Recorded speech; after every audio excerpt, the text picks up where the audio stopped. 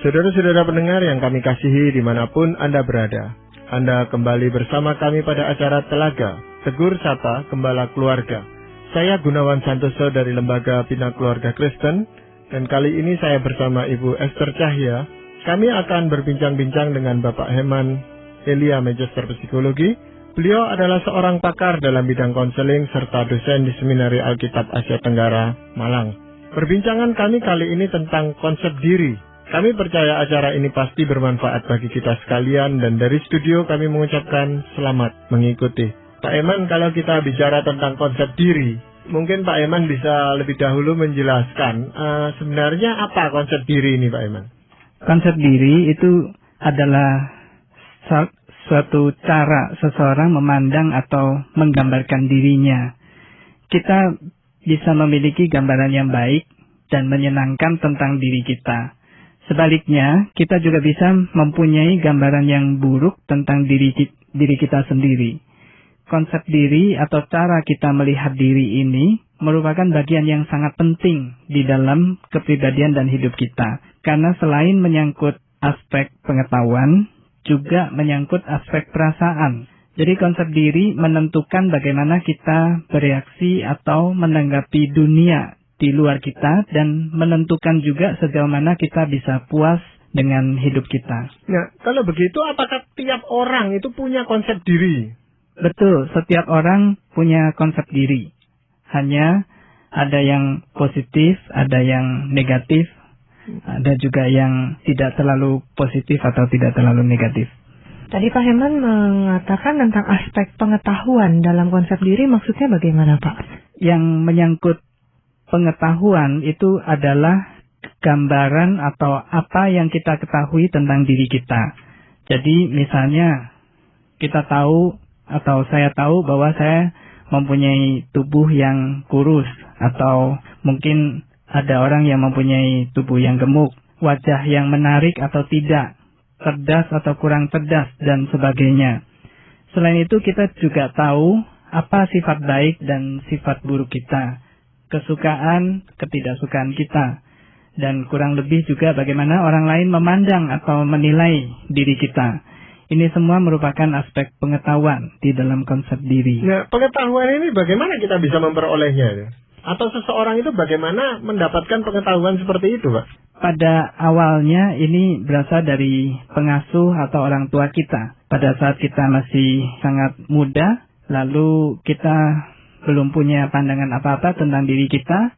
Dari cara orang tua kita bereaksi, cara orang tua menilai kita membentuk konsep diri kita.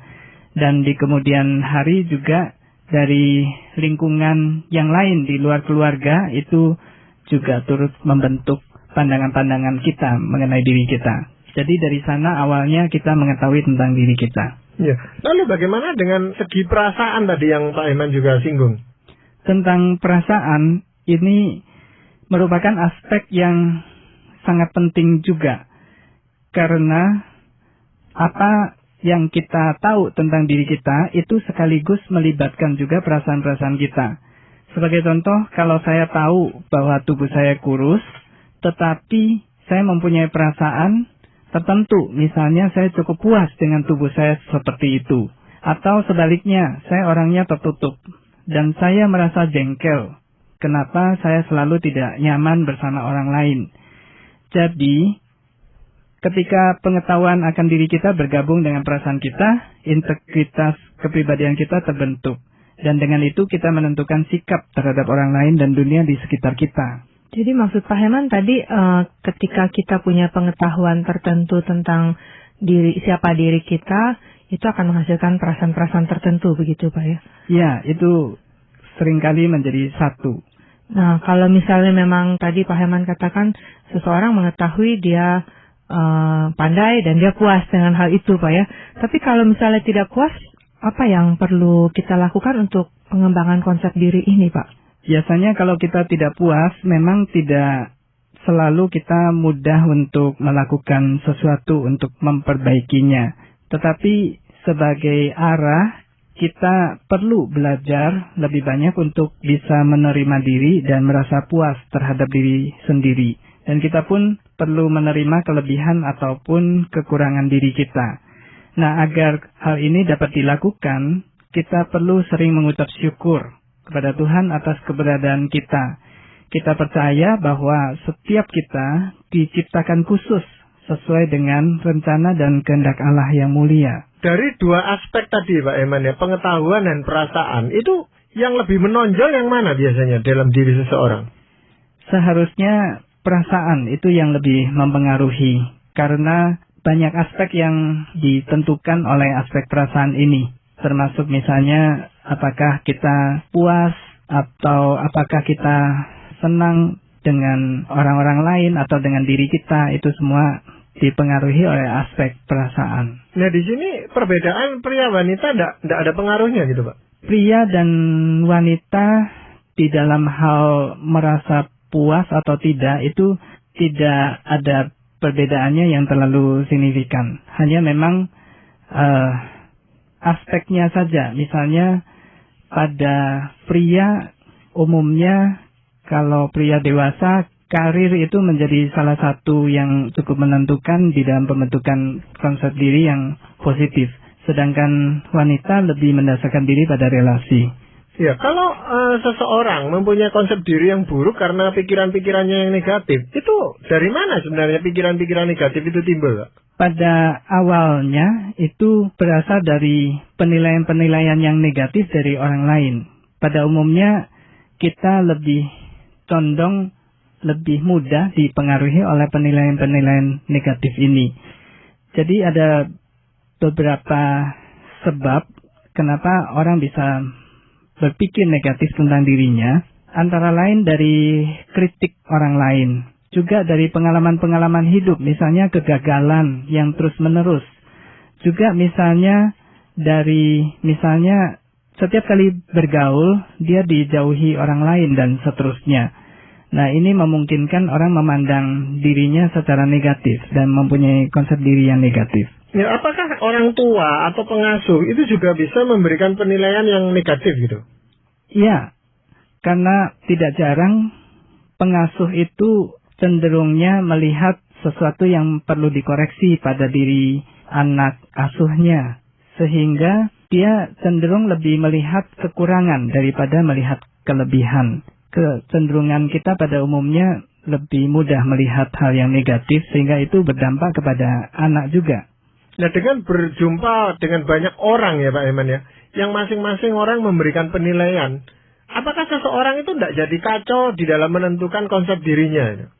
Pada umumnya yang lebih berperan itu adalah pandangan yang pertama-tama dia peroleh di rumah. Jadi misalnya di dalam keluarga dia dikasihi atau diasuh dengan baik, maka pada umumnya ini yang lebih mempengaruhi konsep diri dia. Tetapi kalau misalnya dia menghadapi dunia luar yang terus-menerus secara konsisten juga menyerang dia, nah ini juga memang akan mempengaruhi juga. Kacau di dalam arti apakah seseorang itu melihat dirinya seperti apa, tidak jelas, kabur, itu mungkin tidak, kecuali kalau misalnya pada saat dia di rumah diasuh oleh pengasuhnya atau orang tuanya, dia tidak memperoleh gambaran diri yang sejelas yang diharapkan. Jadi misalnya orang tua yang tidak pernah mempedulikan atau memperhatikan anaknya, orang tua yang selalu berada di luar rumah, sehingga anak ini ya hidup dengan dunianya sendiri, tidak punya arah. Nah, itu mungkin saja bisa membuat konsep diri anak ini menjadi kacau. Jadi dari penilaian-penilaian negatif yang diterima, kemudian anak menjadi mengembangkan konsep diri yang negatif, dan dari sana akan menghasilkan perasaan tidak puas, Pak ya. Nah, kalau terus-menerus merasa tidak puas dan terus-menerus negatif dalam konsep diri seseorang, apa dampak yang terburuknya yang mungkin terjadi, Pak? Ada banyak dampak yang buruk. Misalnya saja ada orang yang kemudian menjadi depresi, ada gangguan perasaan, gangguan kecemasan, emosi tidak stabil, dan juga mempengaruhi relasi. Antara lain, dia juga bisa melihat orang lain dengan perasaan curiga, atau dia sering menarik diri dari pergaulan, atau dia cenderung menyerang orang lain. Jadi mungkin hampir segenap aspek itu terpengaruh. Jadi ada aspek perilaku juga Pak ya? Iya. Dan apakah memang misalkan kalau kita melihat orang dengan pola perilaku tertentu, kita juga dapat mengambil kesimpulan nih kira-kira konsep dirinya orang itu seperti apa gitu Pak? Iya, kurang lebih kita bisa menilai seseorang dari konsep dirinya dilihat dari perilakunya. Ada orang itu yang selalu tidak puas dengan apa yang dimiliki pada tubuhnya gitu Pak ya. Iya. Sehingga dia rela mengeluarkan banyak uang atau apa itu untuk terus diperbaiki terus, padahal ya sudah baik sebenarnya. Tapi dia selalu merasa dirinya buruk dan sebagainya. Nah, apakah ini bisa dirubah gitu sikap seperti ini, Pak? Bisa, tetapi memang membutuhkan usaha kuat dan mungkin perlu bantuan juga kalau memang sudah sedemikian buruknya konsep dirinya. Perlu waktu dan proses yang panjang juga. Jadi ini tergantung pada awalnya atau dasarnya. Sebetulnya konsep diri ini bisa dilihat bahwa ada hal-hal yang bersifat subjektif seperti itu. Orang sudah melihat dia ini cukup baik, cukup cantik, tetapi dia merasa terus bentuk tubuhnya tidak memenuhi syarat seperti itu. Nah, ini pada awalnya mungkin dia tidak mempunyai dasar pembentukan konsep diri yang positif. Orang yang tidak punya rasa percaya diri, apakah itu konsep dirinya kurang baik gitu Pak? Betul. Jadi kalau misalnya kurang percaya diri, itu berarti dia mempunyai konsep diri yang merasa dirinya itu lebih rendah, lebih di bawah dibanding orang lain. Tadi Pak Heman mengatakan soal konsep diri itu yang perasaan yang subjektif gitu Pak ya, yang membuat orang justru kalau bicara soal puas tidak puasnya tadi jadi terus tidak puas dengan dirinya dan ingin melakukan upaya-upaya untuk meningkatkan itu. Sesungguhnya apakah memang ada gitu Pak patokan konsep diri yang objektif itu yang bisa menjadi standar untuk orang merasa, ya saya bisa menerima diri saya sendiri begitu Pak? Yang kalau kita mau objektif adalah bagaimana kita bisa memandang diri kita sebagaimana firman Tuhan atau Allah memandang diri kita. Nah, ini memang tidak mudah karena kita harus mulai kembali dengan dasar firman Tuhan. Jadi Tuhan itu sangat menghargai manusia, menghargai kita, dan Tuhan mengasihi kita. Nah, ini yang harus menjadi dasar yang objektif bagi diri kita. Jadi bukan karena kita itu cantik, bukan karena kita itu kaya atau kita itu baik dan sebagainya yang membuat Tuhan itu menghargai kita dan mengasihi kita, bukan itu. Tetapi Tuhan memang menghargai dan menciptakan kita seperti ini. Dan seharusnya pengetahuan atau pemahaman ini membawa perubahan dalam perasaan atau perilaku kita juga Pak ya? Ya, betul. Sejauh mana Pak? Kalau kita bisa senantiasa berpijak pada dasar ini dan kemudian juga kita sering merenungkan, membaca, dan juga meyakini, kemudian juga berdoa, berkomunikasi dengan Tuhan, maka kita akan semakin yakin, semakin mempunyai iman yang teguh di dalam Dia. Nah, kita ini adalah pada awalnya adalah orang berdosa yang hina. Ini yang dikatakan oleh firman Tuhan, tetapi atas anugerah Allah ketika kita dibenarkan oleh pengorbanan Kristus di atas kayu salib, kita memperoleh status yang sangat tinggi di hadapan Allah sebagai orang yang dikuduskan dan diangkat menjadi anak-anaknya. Nah, ini adalah gambaran objektif yang diberikan oleh Alkitab. Masalahnya memang ya seringkali kita dipengaruhi oleh beban atau pengalaman penilaian orang di masa lalu yang memang susah untuk kita tinggalkan. Nah, ini harus digantikan. Untuk menggantikannya ini memang perlu jangka waktu juga untuk agar kita meyakinkan terus diri kita bahwa kita ini adalah anak-anak yang dikasihi oleh Tuhan. Ya, problemnya kadang-kadang muncul itu ketika kita membandingkan gitu Pak ya. Kita merasa memang Tuhan mengasihi kita gitu. Tetapi ketika melihat orang lain, kita melihatnya itu orang lain lebih dikasihi. Jadi ya kita sudah puas dengan kondisi kehidupan ini. Tapi kalau kita melihat orang lain, kita baru menyadari, wah itu lebih enak lagi hidupnya dari kita gitu Pak. Sehingga konsep diri ini lalu goncang terus. Ya, ini problem yang tidak mudah memang. Dan kita hidup selalu di dalam perbandingan-perbandingan. Tetapi kalau kita lihat di dalam Alkitab, kita harus percaya bahwa Tuhan itu menghargai karakter. Dan Tuhan sangat mengasihi, menghargai terhadap orang-orang yang mengembangkan sifat-sifat yang baik di dalam dirinya. Kita bisa lihat itu pada diri para nabi dan seterusnya, yang dihargai Tuhan karena sifatnya, bukan karena sesuatu kekayaan dan sebagainya. Itu yang harus kita usahakan. Dan terus-menerus kontak ya, mengadakan komunikasi dengan Tuhan ini penting. Di dalam hal ini Pak Eman ya, seseorang yang merasa dikasih oleh Tuhan, diberkati oleh Tuhan, apakah dia tidak mudah terjerumus pada suatu kesombongan gitu Pak Eman? Kesombongan rohani yang seringkali diucapkan orang dan dia merasa lebih superior daripada yang lain. Seharusnya kalau orang itu memang hidup di dalam Tuhan, maka dosa juga akan semakin sedikit dilakukan. Jadi semakin kecil kemungkinan dia berbuat dosa, termasuk kesombongan. Dan semakin orang merasa di dalam Tuhan, dia akan semakin rendah hati. Harusnya begitu. Saya masih tertarik dengan tadi pernyataan Pak Herman bahwa konsep diri itu ditanamkan sejak kecil begitu Pak ya. Jadi kan mungkin jadi mengubah konsep diri pada anak-anak atau pada anak remaja mungkin lebih mudah dibandingkan dengan pada orang dewasa yang sudah mungkin berumur 30-40 tahun, tetapi selama hidupnya mempunyai konsep diri yang begitu buruk begitu. Mungkin di usia 30-40 atau mungkin lebih sudah terbiasa dengan melihat diri nggak ada yang positif, nggak ada kelebihannya.